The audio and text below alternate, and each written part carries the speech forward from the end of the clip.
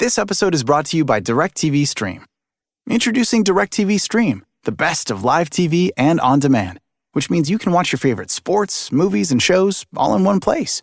So whether you want to catch the game live or watch the latest blockbuster, they've got you covered. And there's no annual contract. DirecTV Stream. Get your TV together at directtv.com. Requires high-speed internet and compatible device. Content varies by package and location. Restrictions apply. This is a Vault Studios production. I'm Reed Redmond. I'm Will Johnson. The show contains graphic material and is meant for mature audiences. This week on True Crime Chronicles. We've been talking with Abigail's friends and family who say they believe Serenity is alive, but they have no idea where she is. In Kentucky, the search for a missing 4-year-old girl just recently came to an end. 4-year-old Serenity McKinney was last seen by extended family members in December of 2020 on Christmas Eve. On Friday, February 18th of this year, Serenity's remains were found. It's sad. It's gut-wrenchingly sad. The loss of life for this innocent baby is uncalled for. It should have never happened. KSP says around 2 p.m. Friday, detectives found Serenity's body near the 1300 block of Skyview Road in West Point, near the Jefferson-Bullock County line. It takes a community. This really touched on the heartstrings of everyone, and we appreciate all the support and help that they have given us.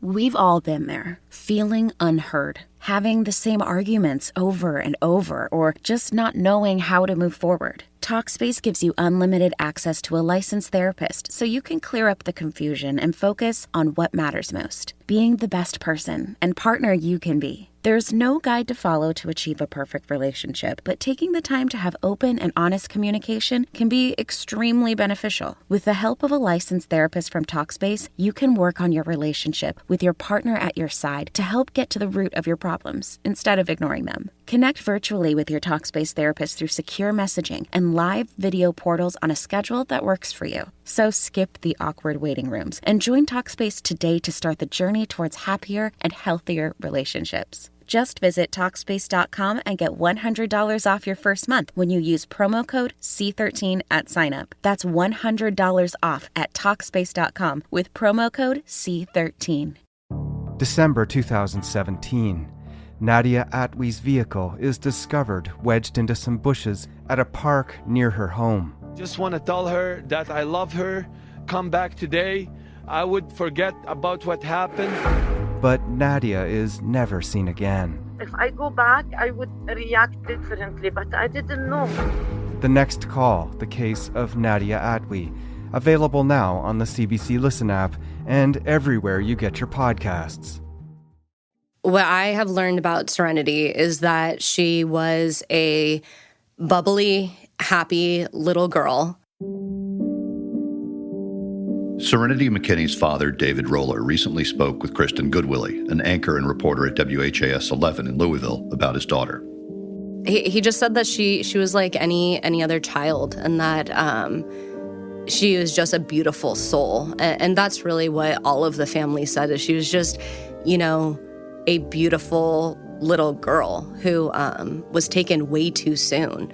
But overall, she was just really bright and outgoing. You could tell that there was a heck of a future ahead of her. Just breathtaking. What was going through your mind when you first saw her, when she was born? Me and her were the only two people in the world. My grandma used to tell me the same thing, like she said when she held me the first time, that it was like everything else in the world just disappeared with me and her, and I never knew what she meant by that up until that moment that I got to experience. Just true love.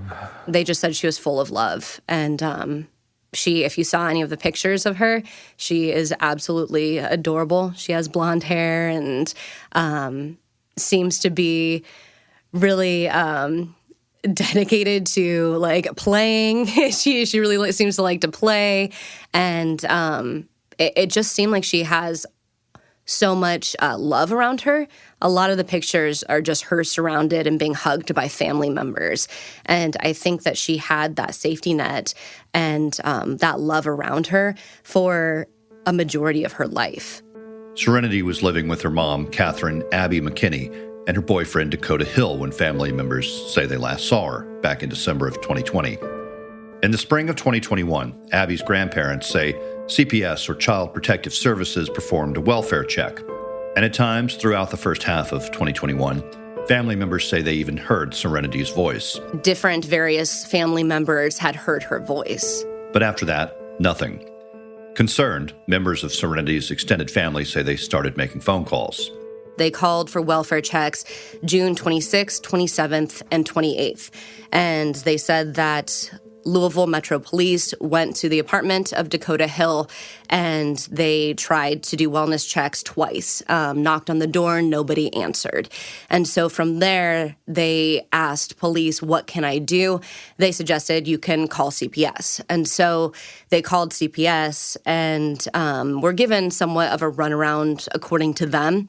And then a friend of theirs who is also a behavioral therapist and has more experience within CPS, she said that she was going to make a report. And so she made that report on July 8th, and that's of 2021.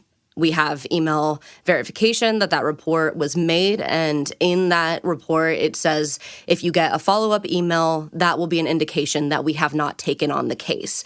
She said that she got no such email, so the assumption was they were taking on that case. But if welfare checks were made in response to those calls back in the summer of 2021, we still don't have a clear idea if or when they were made. So we don't know. I have reached out to the state to find out any information because we know that a report was made, a child endangerment report, and they essentially told me that they cannot give me any of that information regarding Serenity McKinney.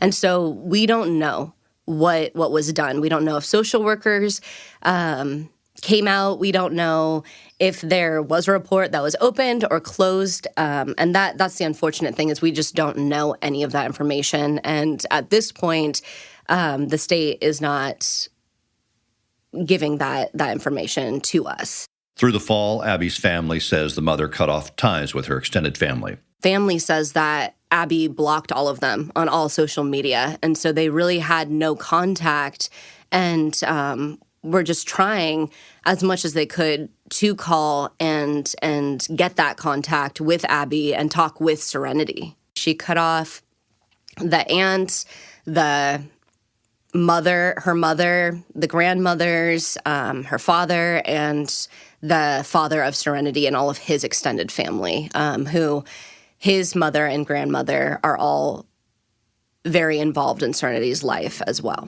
But 2021 came to an end without any sign of Serenity. It had been a year since her family had last seen her, more than 6 months since they'd heard her voice. And Serenity's case was still widely unknown, unreported on. But her extended family weren't giving up. It seems like multiple family members, from what I've heard, had tried reaching out and calling. And the father told me that he has multiple missed calls of him trying to call. All of the grandparents say the same thing. They all were blocked on social media as well. And so they could guess where they were living, but once they had moved, they were trying to piece those puzzle pieces together. Finally, on January 31st of this year, family members decided to file a missing persons report. After talking, I believe, with other friends who had more experience, they decided to make that missing persons report. Her parents met with Deputy Shelby Guffey to file a missing persons report on January 31st. She entered Serenity and her mother Abigail into the missing persons database, then executed warrants in Shelby, Bullitt, and Jefferson County where they believe Abigail had lived. And by this time, the case had gotten the attention of Kentucky's Attorney General. Kentucky Attorney General Daniel Cameron is asking for your help this morning in locating a missing 4-year-old girl. According to Cameron, family members say they haven't seen Serenity Ann McKinney since December 24th of 2020. That, of course, more than a year ago. Cameron says family members reached out to law enforcement this week with concerns that Serenity could be in danger. Serenity has blue eyes, blonde hair, and may have a birthmark on her stomach. Her last known location could be in the Shelby, Jefferson, or Bullitt counties area. On February 6, 2022, Abby McKinney and her boyfriend Dakota Hill were located in Kansas and taken into custody. So what happened is they were trying to locate them to figure out where they are, where Serenity was. And they found them in a small town in Kansas, about a couple hours from the Denver, Colorado line. Shelby County Sheriff Mark Moore confirmed Dakota Hill and Catherine Abigail McKinney were taken into custody. And when police went to find Serenity, they realized that Abby and Dakota did not have her, and they invoked their Fifth Amendment rights and were not helpful in saying where she was. She was unable to produce the whereabouts of her daughter, basically refused to cooperate, answer any questions about her daughter. And so at that point, the state immediately took control over Serenity, and they were charged with custodial interference. The charge was custodial interference. The Shelby County Sheriff's Department now tells us that's because she was supposed to hand Serenity over to the state. But that never happened. When they asked Abigail where she was, she just invoked her Fifth Amendment right. I spoke with an attorney, and he said the best way to think of custodial interference is essentially interfering with the custody of a child. It's essentially a lesser charge of a kidnapping. It is, I believe, a felony charge, but it is essentially if you are withholding a child from the person who has custody over her. And in that case, the state had taken custody over Serenity. And so by Abby and Dakota withholding where Serenity was, being that they are the last people to have seen her, then they were charged with custodial interference. They were not telling the state where this 4-year-old was. They're currently being held at the Thomas County Sheriff's Office in Colby, Kansas. Sheriff Moore from Shelby County says they're currently arranging their transportation back to Kentucky to be arraigned. Multiple state and national agencies are investigating, and right now, there is no word on where Serenity is. But in those early days of February, family members kept up the search. Serenity McKinney's grandparents say they've driven all across Shelbyville, handing out flyers. It comes just days after they stepped up to the sheriff's office, filing a report saying their granddaughter's missing. I think desperation is probably the word right now. From family members to complete strangers. To get her name, her picture, her information out there to get her home fast and safe to her family. Before this week. She's 4 years old. Her height is 3'1". Her weight is 60 pounds. She's got blonde hair and blue eyes. To law enforcement. Any information, whether it be big or small, to reach out and let us know. So many across Kentucky are on the lookout for missing 4-year-old Serenity McKinney, her whereabouts still unknown. The Shelby County Sheriff's Office says she was last seen Christmas Eve 2020 and last heard, according to her grandparents, last summer. We're hoping that Abby will cooperate with the police and let them know where she is. We believe there's outside forces involved in the actions of Abby, and we're just not for sure what it is. We spoke with Andrea Wayne Scott and Brad Davis over the phone, who say they're Abby's stepmother and father. They tell me Abby cut off talks with them in the fall, and efforts to reach her or Serenity since the holidays have gone unanswered. That is, until the missing persons report was filed. She had called and got back in contact with us through Messenger, pretty much just saying they were okay, but still wouldn't let us talk to Serenity or show us Serenity. Now the extended family prays the arrest leads to answers and a location. Your feet on the ground and doing the footwork and just trying to bring her home is all we can do while we wait. And asks for those in the community, like Danielle Ingebrand, to spread the word. Not to be scared, just please come forward. The search for Serenity was getting national attention now. The National Center for Missing and Exploited Children is taking on her case. That group has a 92% success rate, which will help the leading agency on her search, the Shelby County Sheriff's Office. Having the family come in and sit down and express their concerns about their granddaughter, of course, it's hard. I mean, I'm a mother myself. It would be a complete nightmare. That was Officer Shelby Guffey, who first sat with Serenity's grandparents and helped them file that missing persons report. And tonight, her grandparents continue their prayers for a safe return with a vigil outside the Shelby County Courthouse. Dozens of loved ones and even complete strangers gathered today in front of the Shelby County Courthouse to let their voices be heard in hopes of bringing 4-year-old Serenity McKinney home. We are wanting to say as many prayers as there is possible to bring our granddaughter home. Lord, I have no doubt that she's safe and that she'll be safe and brought home. Lord, we ask you to be with this family, to strengthen them, to bring them comfort. It's comfort the family needs right now. The sooner the better. This is 13 days. 2 weeks since the family filed a missing persons report for Serenity. 2 weeks of desperately waiting for answers. Literally, our life is on hold, waiting for the phone call. Chris Banza has seen that pain up close. Serenity's great uncle. Bring Serenity home, Lord, to comfort this family. The whole family is hurting right now. It's we just want to lift them up and try to just get more awareness out there so that she can be brought home safe. Bringing Serenity home safe, a reality family and friends have not ruled out. Organizer of Sunday's vigil, Danielle Ingebrand, stresses the vigil wasn't about remembering or mourning Serenity. We know she's out there and she's somewhere, and we just want someone to step forward with where she is. Ingebrand says she has no relation to the family. She just felt moved to help. I just want Serenity home safe. I have 3 kids myself, 2 which are babies, and I just couldn't imagine what this family's going through. The family says that empathy and compassion is what's helped the case gain so much attention, and they're thankful. We are so grateful for all the people that have come out tonight in this frigid weather. But on Friday, February 18th, the news came in that no one wanted to hear. Serenity's body had been found in a rural part of Kentucky near the Indiana border. You know, the family for the last couple of weeks have been holding out. They had been holding out hope that she was alive.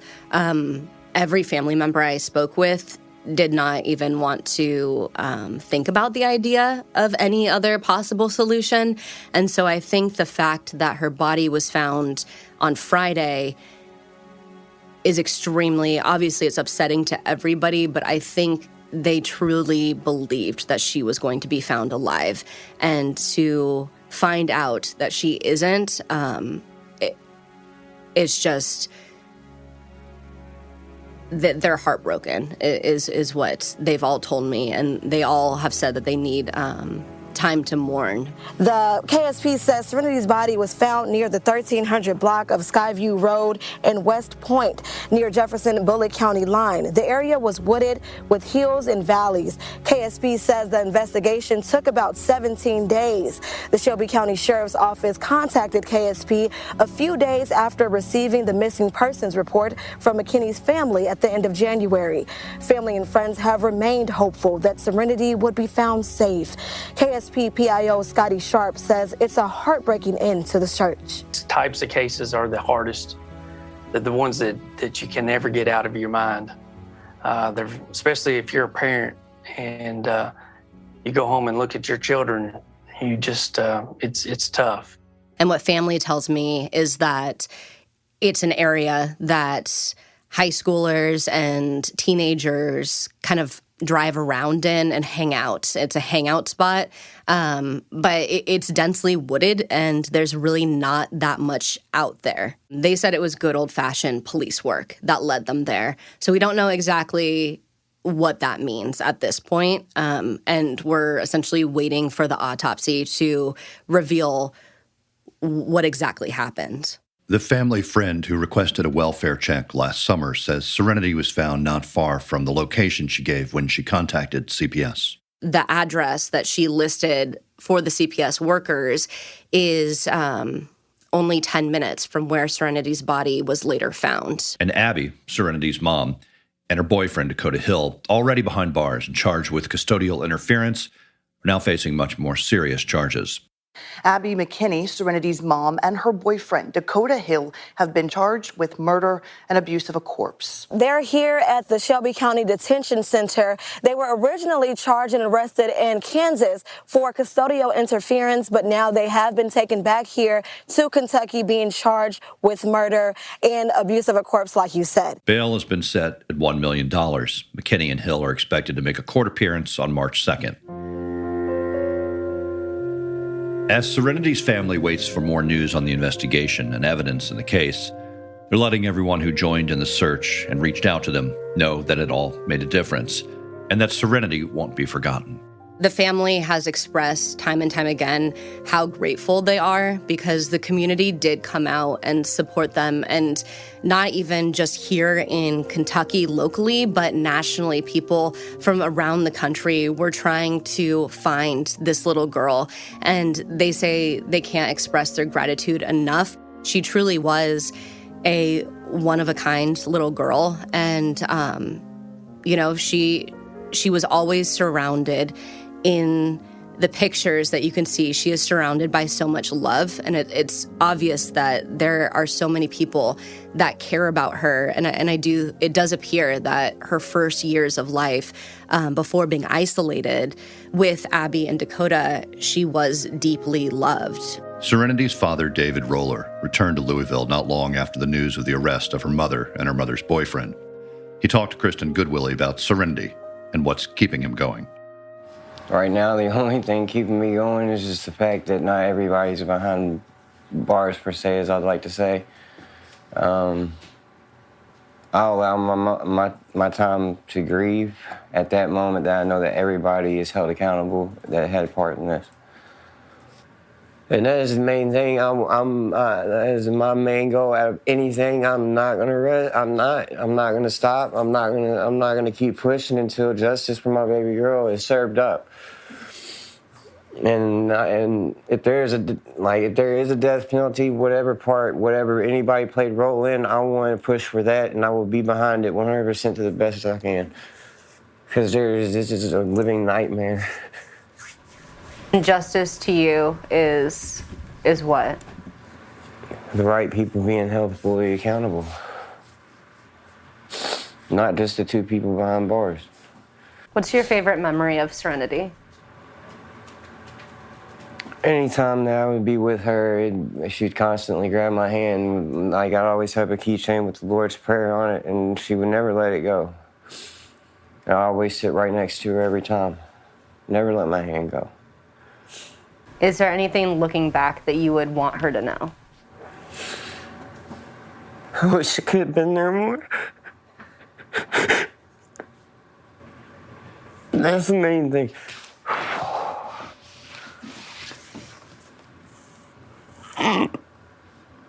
But now my chances is taken away, and I was working so hard. I was working so hard. Trying to get back to her?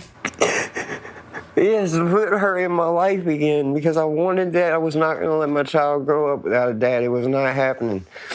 It wasn't. And I moved away from everything that I knew here in Louisville. I moved away from it for that reason exactly. And I got away from it, and I stayed away from it no matter what, no matter how much I wanted to come back, no matter what. I stayed away, and I wanted to get on my feet. And that's exactly what I've been doing. But now, not only did she get robbed of a life, but I got robbed of my chance to be able to be an actual dad. And that is not cool.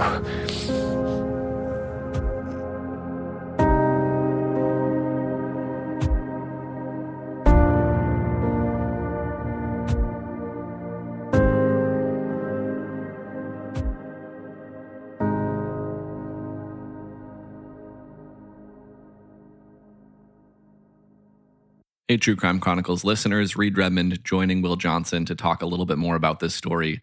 Will, just an incredibly sad story. I was emotional listening to Kristen Goodwillie's interview with Serenity's father.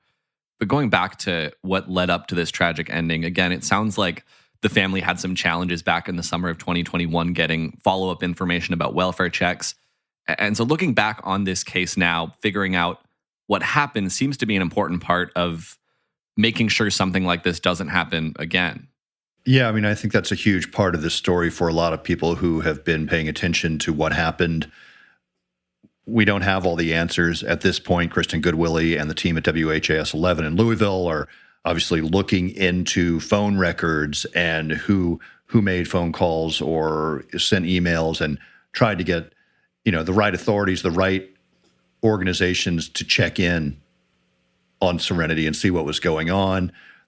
This is a case where I think so many people were flummoxed by the fact that she was last seen Christmas Eve of December 2020, And then they have said they heard her voice through the spring and into June, but then after that, nothing. So it took a long time for something to happen. But on the other hand, it appears that the family made every effort they could as soon as they realized that, they weren't hearing from Serenity. Kristen Goodwillie told me a little bit more about this, though, and she said that some of those calls to whether it was CPS or police was complicated by the fact that Abby and Dakota were moving around a lot. It seems like they moved around a lot. So when they initially made those wellness check calls, Dakota Hill and Abby and Serenity all lived in an apartment in Louisville. And so those wellness checks were being made to Louisville. And then they, I guess during that time between June 26th and 28th to July 8th, they had moved to Bullitt County. And so that's where the confusion happened with CPS. Kristen Goodwillie also tells me that other family members had similar issues dealing with various agencies. From what they said is they made the call, I believe, in Shelby County, and they said, well, if the new address is in Bullitt County, you have to go and talk with Bullitt County social workers. And so from my understanding of what they've said, it was just a confusing process. And I mean, they have the name. They say that the name of the person was Amanda, but they don't have a last name, and they don't have any records other than that they called the agency. Something else I wanted to ask you about. I understand police did not issue an Amber Alert in this case. We've covered other cases involving missing children where an Amber Alert was not issued. Can you explain a little bit about why that might be? Yes, I can. Shelby County Sheriff's Deputy Shelby Guffey, who we actually heard her voice in the episode, said that, quote, because she had been missing for a year at that point, we had no direction of travel. We had no exact placement of where she went missing from, end quote. To look into this question a little bit further, U.S. Department of Justice's Amber Alert website lists the criteria as follows. There's a reasonable belief by law enforcement that an abduction has occurred, that law enforcement believes the child is in imminent danger of serious bodily injury or death. There's enough descriptive information about the victim and the abduction for law enforcement to issue an Amber Alert to assist in the recovery of the child. The abduction is of a child aged 17 years or younger, and the child's name and other critical data elements, including the child abduction flag, have been entered into the National Crime Information Center system. So that's 5 or 6 points on the list of criteria, and Serenity apparently didn't meet all of those.